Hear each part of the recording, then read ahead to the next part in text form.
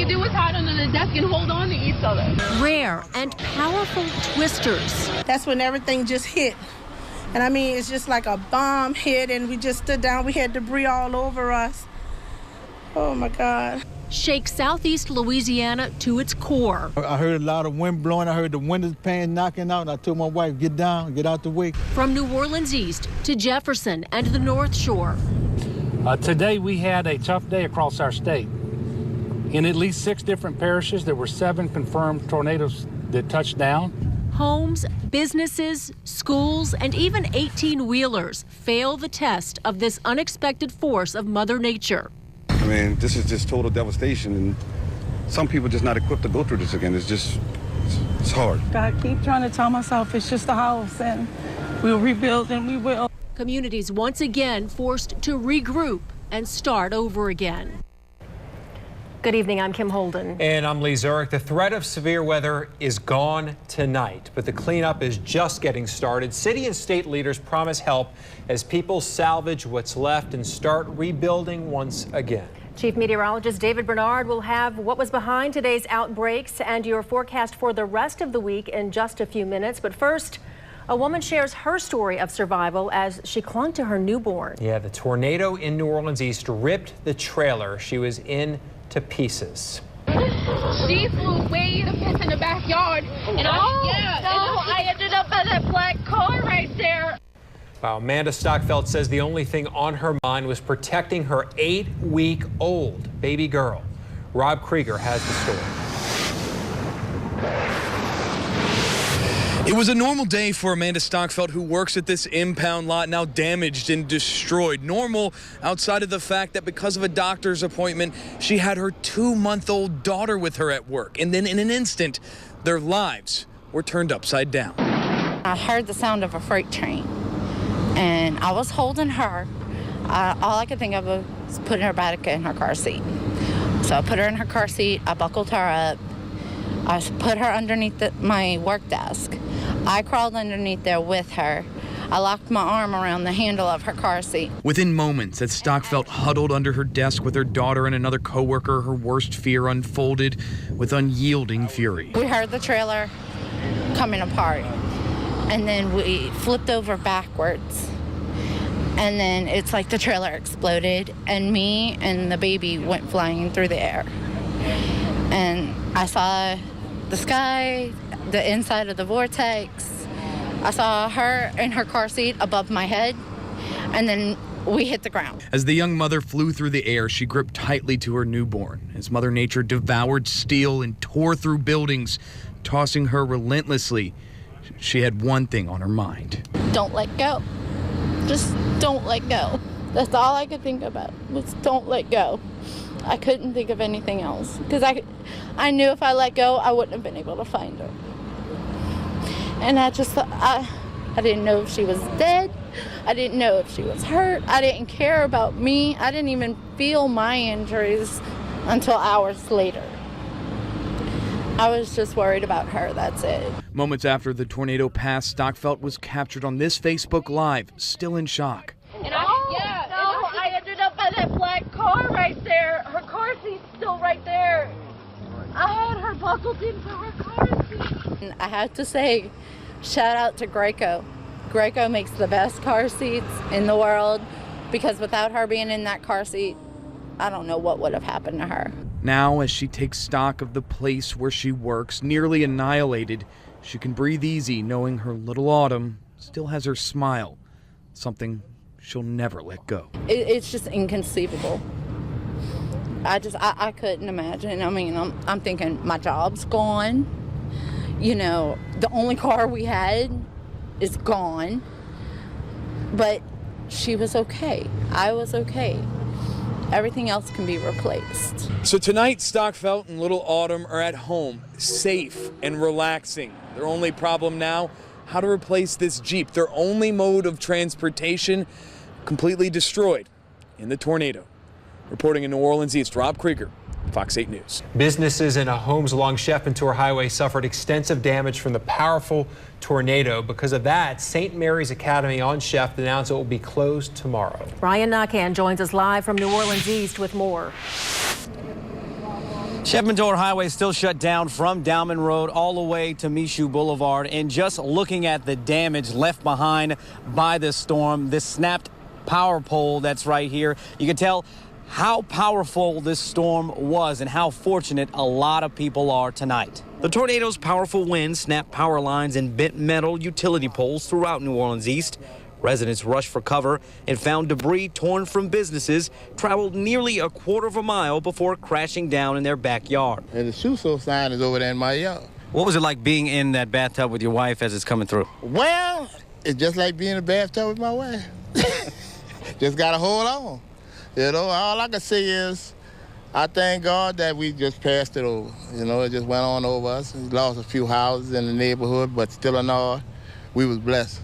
And blessed is something Abe Henry feels as well.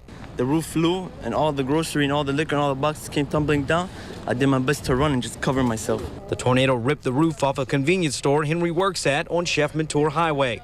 He could feel the tornado try to take him with it. I had to grab onto the table, the legs of the table, metal, you know, try to keep myself on the ground as it was too windy and everything was just pushing me against the wall and everything. Emergency crews went door to door to assess the damage, leaving the mark on doors many who lived through Hurricane Katrina know all too well. Coming to see this again, it kind of reminded me of Katrina, and I was a teenager then. And as city and state leaders push as many people out of the area still without power, they're placing more law enforcement officials inside. What was it like being in that tornado as it came through? It wasn't fun at all, my first, and I hope not to be in another. Majority of the cleanup effort has not begun tonight because most of this area is without power. We have seen a huge presence of police, state police, NOPD, and even some Plaquemines Parish Sheriff's deputies here, as well as the National Guard, who have 150 guardsmen here to patrol the area and help with the cleanup. The EF3 tornado that hit New Orleans East will go down as the strongest tornado on record in Orleans Parish. Meteorologist Nikandra Norwood met up with the National Weather Service survey team as they assessed the damage. The roar of the wind. It started getting really, really loud. At Arsenio Gus's Citrus Street home was his first clue. The wind started busting the windows out and bust the door out, and it started moving me. He got the warning, but it was too late.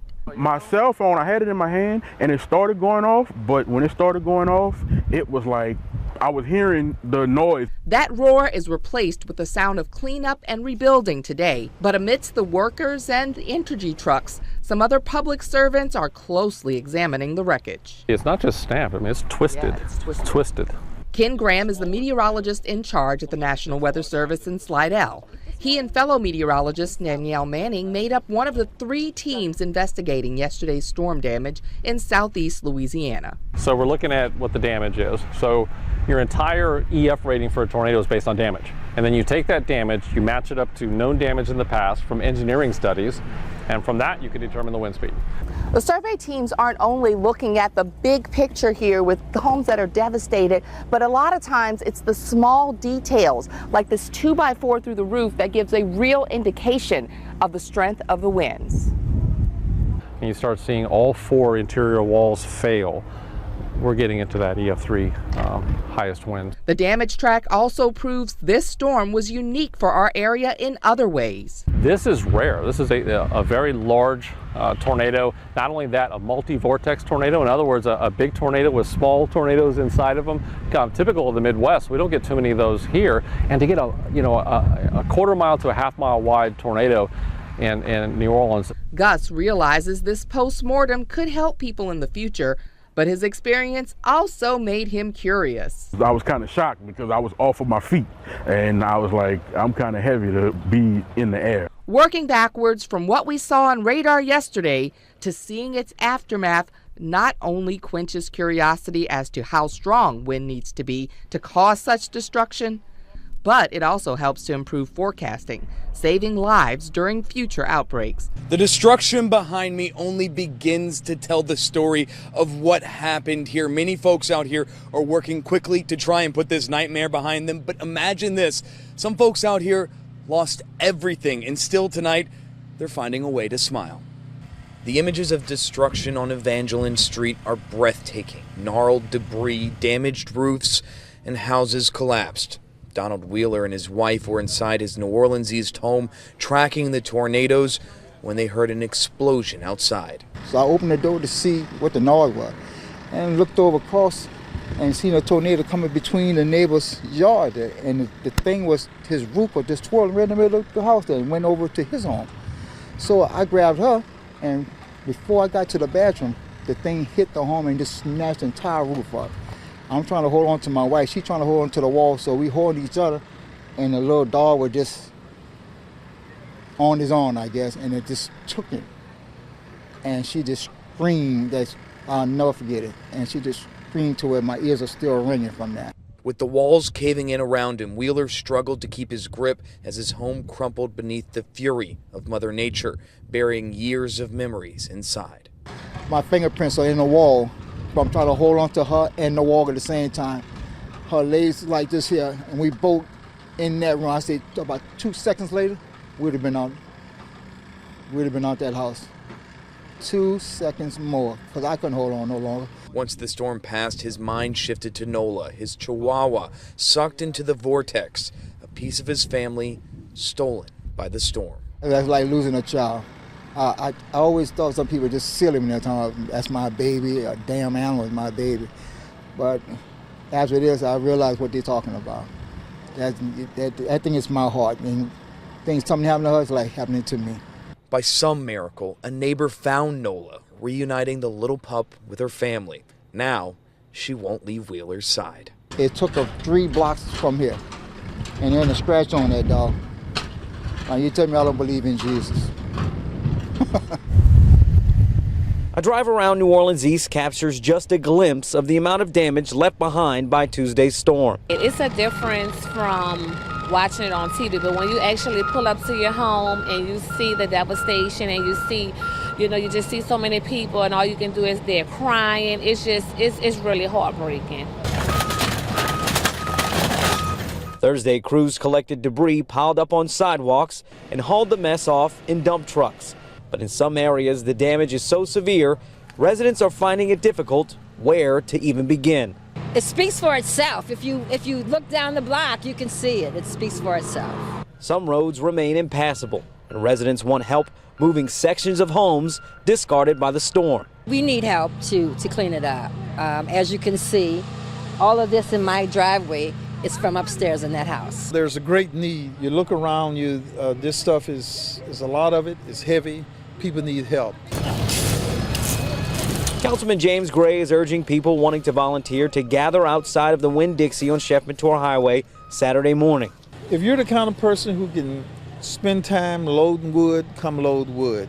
You may say, look, I come and start my grill and feed the people who are working.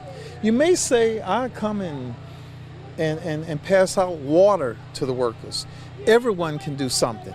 And everyone's going to feel better about themselves, and we're all going to feel better about the city the more people who come. City officials also suggest anyone wanting to volunteer to work with organizations listed on its website, ready.nola.gov. They will adequately understand what is good to do and what's not so good to do. We want all of our volunteers to be safe.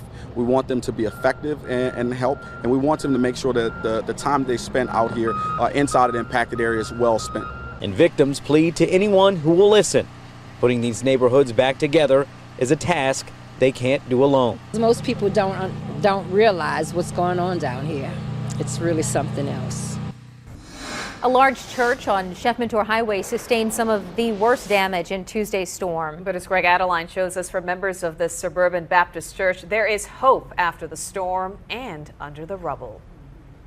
From the air, the crushed shell of Suburban Baptist Church on Chef Highway stands as a symbol of nature's power. For the pastor of the church, Jeffrey Friend, it's also a symbol of God's mercy. If we had it been Sunday morning, I shudder to think what would have happened. So that's the reason I'm not upset, because the Spirit of God informed me, be prayerful and be thankful because it wasn't Sunday morning. Pastor Friend says on a typical Sunday, 200 to 300 people fill the sanctuary. On Tuesday, he was inside his house just behind the church when the tornado hit. He offered up a frantic prayer. Debris came through the wall, and the ceiling began to collapse around me. You know, it wasn't no need of running. It was too late to run, you know, but it wasn't too late to trust in him. The mayhem lasted mere moments, the 145-mile-per-hour winds ripping the church to shreds. But the storm passed without taking a single life. Today, volunteers at the Southern Baptist Convention operate donated equipment to clear the twisted metal and jagged lumber from the site. That board up there is getting spit. Stonehenge Construction of New Orleans let the volunteers use the Bobcat, an excavator, for free. In just a few days' time, all of the debris now sits in a large pile with dozens of helping hands, many from other churches, clearing the inside of this church little by little. You gotta come. It's how the body of Christ works, you know. When one member suffers, we all suffer. So we gotta come and help, rush to some aid. So we love the folks here. They've been a blessing to us, so we gotta bless them. It's not the first time this church was crushed at the hands of Mother Nature. Katrina also battered this church. It took nearly $2 million to get it restored. This time, with help from above. It's a lot to pick up, a lot to clean up. And generous hearts below. The healing is already underway. People keep saying the church is destroyed. The church is destroyed. And I said, no, the building that had the church is destroyed. You know, Sunday mornings when the church convened in this building. So yeah, the building is gone. I'm regretful of the brick and mortar, but I'm thank God that the church itself is healthy. As simple as a brushstroke, walls, ceilings, windows, Thelma Packnett's home crumbles under the force of this Bobcat. Only hours earlier, Packnett gave us the final tour of her tornado-ravaged home. But as you can see right here, there's no roof at all, you know, so it's gone. It's gone. All you see is wire. This is my kitchen right here. This is the kitchen. As you can see, all of the bricks caved in. But it was in the living room where Packnett nearly lost her life. I didn't have time to figure it out because it was coming quick. And then it started saying, boom, boom, boom, boom, boom, boom. And I just fell to the floor. The roof fell in on my head. And as the roof fell in on my head, all the other junk, it would just hit me in my head, left and right.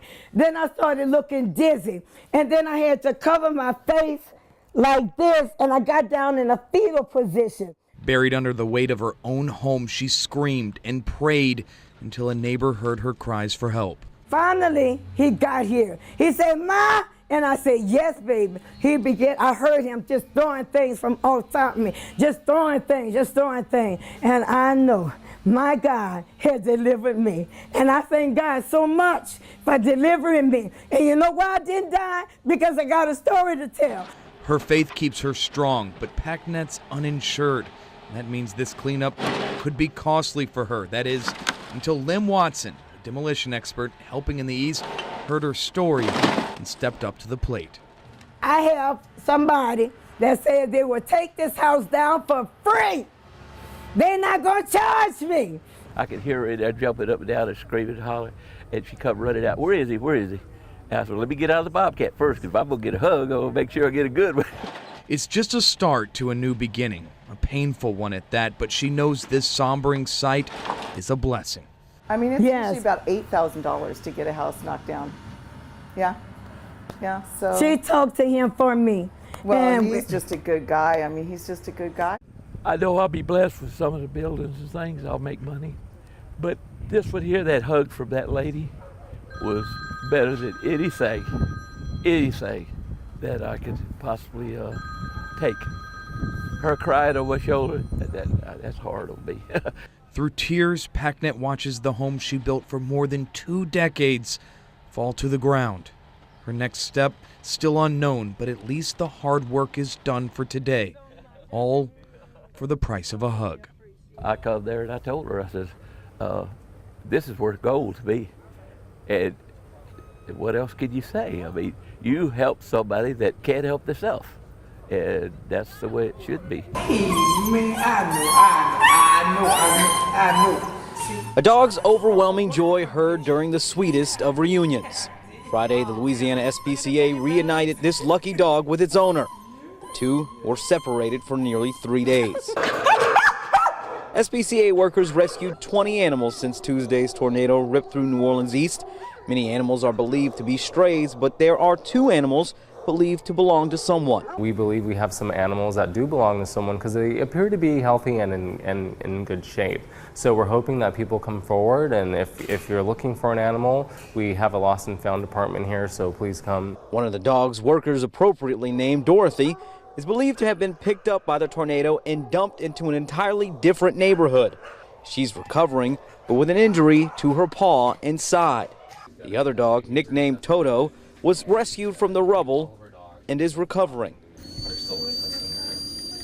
Veterinarians amputated her leg for an injury that may have happened before the storm, but was severely infected. On any given day, we usually have about 80 animals, and now we have 200. So we are maxing out, we're at capacity. There are people still coming to us today saying, I don't have a place to stay, I don't know what to do with my dog. I'm trying to hold on to them as long as I can, as much as I can. Serena Dorsey lost her home during the storm and says the SPCA told her it did not have any room to house her 2 boxers. I just want to cry sometime, you know, because now I got to start all over again, and I don't have the money, I don't know what to do. And the victims' pleas for help can be heard all across the devastated area. It's a lot that I can't move, you know, and I really need, you know, someone to come out and move it off the house, you know, and everything is difficult, you know, living, don't have no lights and all that, you know, but you got to stay because you don't know whether or not they're going to come in and take the rest of your stuff, you know. There's so much around here that needs to be done. I mean, to even be mad at them for not getting to me first or whatnot, it would just be, you know, wasting time. So when they get here, they get here. And I mean, if they take too long, we might have to take some, you know, we'll do it ourselves. But if they say they're going to come, we're going to wait for them to come. City officials urge anyone willing to help to work with organizations listed on its website, ready.nola.gov, to get victims out of shelters and hotel rooms and back in their homes as quickly as possible. And after Tuesday's tornado, people rushed to their homes to survey the damage. But for one New Orleans police officer, a severely damaged home didn't stand in the way to uphold the oath he took to protect and serve. Meg Gatto reports. To know that I just can't do anything myself to pick this up is kind of, it's kind of hard. Willie Jenkins III always pitches in when disaster strikes. That's the oath I took. The 1st District NOPD officer had just left his house Tuesday morning when he heard the alert come over his police radio. You got here to see this. It's not a good sight to come home to. While most would crumble from the shock, Jenkins says he knew he had to stay strong because for many, staying here wasn't an option. We had to make sure that everybody else was safe, so that was the main focus. With his wife Tanya and son accounted for, Jenkins hit the streets with his fellow officers, pulling people to safety from their damaged homes, keeping looters and looky-loos out of the hardest-hit neighborhoods, and providing the reassurance to so many bewildered neighbors that everything would be okay. All these things will be replaced. Hours later, Jenkins and his wife returned home. That's when the reality of this situation sank in. This is like a war zone. Would have never imagined that it would ever be this way. This loss even more devastating because the house used to belong to Officer Jenkins' grandmother. In fact, she helped rebuild it after Katrina. My son, that was his main thing. He said this house connected him to her. But you know what? Memories live on in all of us, so we'll be all right. Even with the sun shining through the holes in their roof and water spewing onto the floor, the Jenkins relish in the smallest finds, like childhood pictures of their children that survived. We got it out of the attic miraculously, and where the attic was. Yeah. In between his shifts, keeping New Orleans streets safe, Officer Jenkins and his wife discovered something beautiful.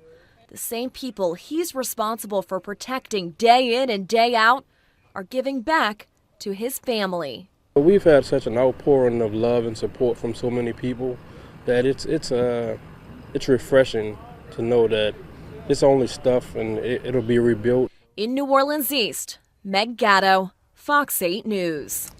And I actually know Sergeant Jenkins personally. He's a friend. He's an incredible officer. Does not surprise me that he put other tornado victims first. Most of the debris is gone and the streets are clear, but it's a lot quieter in this area of New Orleans East, and the signs of destruction still fill the neighborhoods. The whole area has changed. People, the process of cleaning everything up, and it's been quiet, been real quiet. Since a tornado ripped through New Orleans East on February 7th, many residents have struggled to get back home. The elementary school still dons a blue tarp over most of its roof, and some homeowners left town, either by bulldozing what was left or by selling what was rebuilt. And dozens of homes torn apart sit untouched, and a few with damaged cars still in the driveway. But some residents continue to work toward normalcy, little by little fixing up their home. We didn't know until the tornado hit that it said excludes wind and hail damage. Betty McKenzie's insurance didn't cover her damage, and she says FEMA told her repairs would cost a little more than $2 grand. But after her contractor told her it would be more than $50 grand to repair her home, she's paid out of pocket to fix her roof, and she's saving up for other repairs on her list. She says the road home from the tornado is worse for her than Hurricane Katrina. The tornado is worse for me because I didn't get no help with it. Trying to get help, trying to get everything repaired so I could get my mama back home and we could go on with our life. Barbara Gomez has watched as the landscape has changed in her neighborhood. She's one of the few on her block completely back home this Memorial Day weekend. That means a lot to me because I just didn't think I was going to make it through all this. But God has been good, and I am thankful. And though the recovery may seem slow, businesses like this convenience store that had the roof torn off are coming back. And the storm may have shattered homes and devastated neighborhoods, but it hasn't broken the spirit of those wanting to return. I'm going to do it. I did it for Katrina. I'm going to do it now. Ryan Nakhan, Fox 8 News. Hundreds of people lined up in the sun for the grand reopening of the Winn-Dixie on Chef Mentor. The store was heavily damaged in the February tornado. As meteorologist Nicandra Norwood reports, it's not the only facility making a comeback. There's food and music. It's just unbelievable. A real party. I'm very excited. Oh, it's a fantastic atmosphere here. We couldn't be more proud. I am so excited for this store to be open. It took a long time. We don't have to leave the community to go shopping. It's been 4 months since an EF3 tornado severely damaged the Winn-Dixie on Chef Mentor Highway. I've worked in different markets across the world and 45 of the 50 United States, but I have never seen this many people. Anthony Hucker is the COO for Winn-Dixie Southern Grocers. After Katrina, it was a huge investment by the company to reopen the store, and of course after the tornado in February, we were devastated. We were devastated for the community. We were devastated for our associates. I wish more companies would come back here and open stuff so we won't have to go shop at Metairie. Councilman James Gray says that is happening. Most people are going to be able to rebuild. He said more than 70% of those with damage have insurance, and other businesses affected are returning. The finance center at Michoud was damaged. We could have lost 1,300 workers. People all over the country were fighting to get that contract. Actually, we're going to go to a grand party next week to celebrate them coming back to New Orleans. So that's another victory for us. Victories that were slow coming after Katrina and set back by the tornado. Gray said the Nature Center will reopen within the month.